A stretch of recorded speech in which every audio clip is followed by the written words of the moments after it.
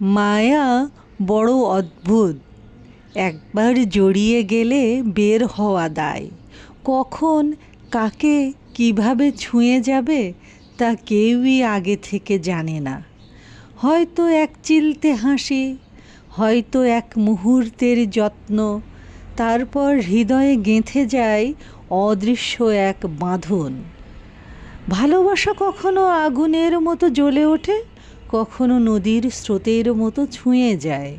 মানুষ তাতে সব ভুলে যায়, পরিচয়, অবস্থান, এমনকি নিজেকেও হারিয়ে ফেলে। শুধু শুধু চাই একটু প্রশ্রয়, একটু মানসিক শান্তি। কারও অস্তিত্বই তখন পরম প্রাপ্তি হয়ে দাঁড়ায়। একসঙ্গে থাকা মানেই পুরো পৃথিবীকে আপন করে নেওয়া।